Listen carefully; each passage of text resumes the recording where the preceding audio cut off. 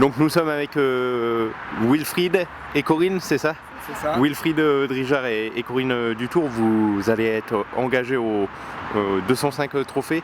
Expliquez-nous un petit peu ce qu'est cette épreuve. Alors, en fait, l'épreuve, on la connaît pas beaucoup, puisque l'idée au départ, c'était de faire un raid ou une balade au Maroc, et on est tombé effectivement sur cette organisation avec le côté humanitaire, le côté effectivement de partir tous avec la même voiture.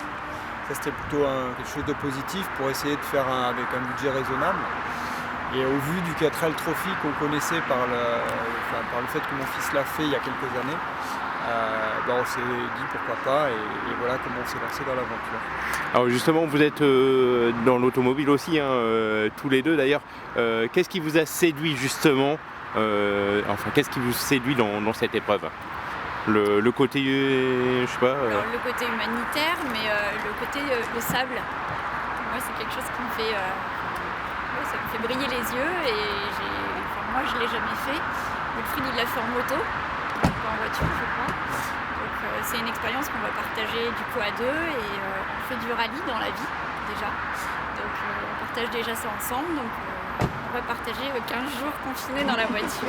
Alors justement, vous avez fait Wilfried des raids plusieurs fois? Alors j'ai fait en moto, je suis allé en plus au Maroc, j'ai fait à peu près le même parcours en moto. Par contre en voiture jamais. On a fait quelques sorties, ce qu'on fait du 4x4, mais on n'a jamais fait vraiment de raid, on n'a jamais roulé en voiture dans les dunes. Donc comme je le fais en moto, j'appréhende un peu parce que je sais ce que ça fait en moto, donc je me dis qu'en voiture il faut l'appréhender correctement.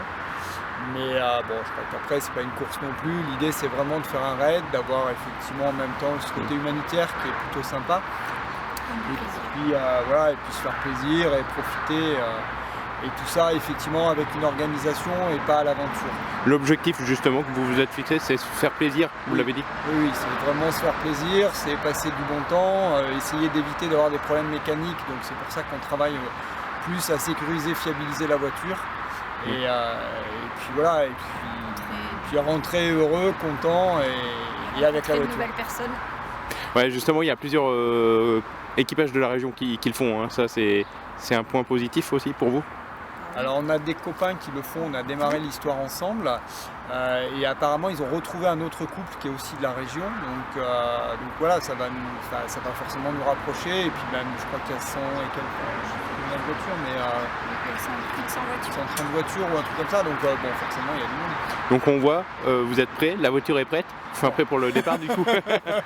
Non, la voiture elle l'a déjà fait plein de fois, donc on a l'avantage d'avoir une voiture qui connaît. Par contre l'inconvénient c'est qu'elle avait aussi un peu vécu ses aventures et elle avait de l'usure. Donc on a dû reprendre pas mal de choses. Et puis on veut surtout la fiabiliser. Comme on est dans l'automobile, alors je ne veux pas dire qu'on connaît mieux que les autres, mais on veut vraiment partir avec le maximum de fiabilité, pas faire de la mécanique tous les jours. Donc l'objectif, finir et se faire plaisir. Voilà, c'est ça. Merci beaucoup Wilfried, Corinne, et on vous suivra, on suivra votre aventure sur veidex.com. Merci beaucoup. Merci à vous.